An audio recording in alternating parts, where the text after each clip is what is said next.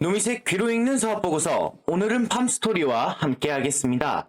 1월 24일에 식량 자원 가격의 상승이란 이슈가 불거졌고, 이에 미래 생명 자원과 팜스토리가 강하게 치고 올라오는 흐름을 보였습니다.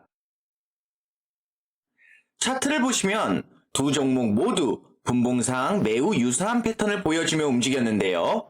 호가창 안에서도 굉장히 비슷한 형태로 매수세와 매도세가 나타나 주었으니 동일한 테마군으로 움직였다고 할 수 있습니다. 다만 미래생명자원은 시가총액 800억 원대이고 팜스토리는 시가총액 2천억 원대이기 때문에 가벼운 미래생명자원이 좀 더 높게 상승하여 대장주로 자리잡고 상한가에 안착했다고 보시면 될 것 같습니다. 팜스토리의 일봉 차트를 보게 되면 앞서 발생한 거래량 대비 2021년부터 발생한 거래량이 압도적으로 많고 또 거래량의 밀집도 역시 매우 크다는 점을 알 수 있습니다. 또한 이전부터 만들어온 가격의 박스권의 고점, 즉 2,000원 초반 위에서 놀아주고 있다는 점이 매우 긍정적으로 보여집니다. 저 역시 1950원 정도로 내려와주면 매수 한번 진하게 할까 했는데 아쉽게도 제가 설정한 가격 살짝 위로 상승이 나와버렸네요. 아무튼 24일 나와준 양봉은 재차 상승할 시그널을 주는 거래량으로도 읽을 수 있습니다. 물론 이렇게 올려놓고 미래생명자원과도 나란히 하락할 수 있으나 분봉상의 흐름을 볼 때 아주 형편없이 빠질 확률은 적어 보입니다. 또한 재료상으로도 인플레이션에 따른 식량 자원 가격 상승은 지속적으로 일어날 것이라고 판단되기에 앞으로도 더 기대가 되는 종목이라고 볼 수 있습니다. 한 가지 주의하실 점은 팜스토리가 결코 트레이딩하기에 만만한 종목이 아니라는 사실입니다. 올라갈 때 사면 많은 경우에서 필패할 확률이 높은 종목입니다. 특히 시장가 매수는 가급적 피해 주시고 받아주는 매수를 통해 반등을 먹고 나오는 전략을 이 종목에서는 필히 사용해 주시면 좋을 것 같습니다. 차트와 재료를 알아봤으니 사업보고서 내용을 살펴보겠습니다. 팜스토리는 이지홀딩스라는 지주회사 아래에 있는 회사입니다. 이지홀딩스는 마니커 FNG, 이지바이오 등 여러 회사의 지분을 보유하고 있으며 특히 팜스토리의 지분을 70% 가까이 보유하고 있습니다. 또한 팜스토리는 그 종속회사로 팜스월드 외 6개의 회사가 있습니다. 매출 실적을 보게 되면 사료사업부의 매출과 육가공사업부의 매출로 나눠볼 수 있는데요. 사료사업부는 총 매출 6,279억 원, 육가공사업부는 총 매출 4,346억 원으로 사료사업부의 매출이 크기 면에서 1.5배 정도 더 큽니다.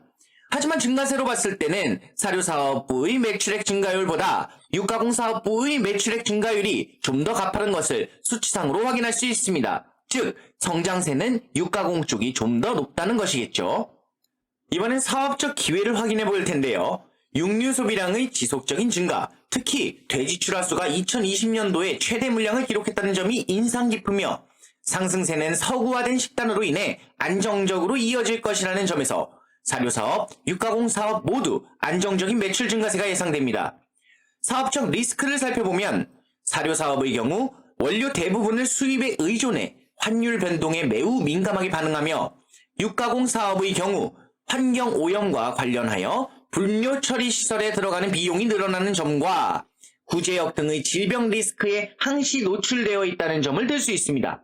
특히 구제역의 경우 육가공사업 부분의 원재료 손실 측면에 매우 큰 영향을 미치기에 더더욱 민감한 부분이라 할 수 있겠습니다. 환율 변동에 민감한 사료사업부는 환율이 떨어지면 호재, 오르면 악재로 작용하는데요.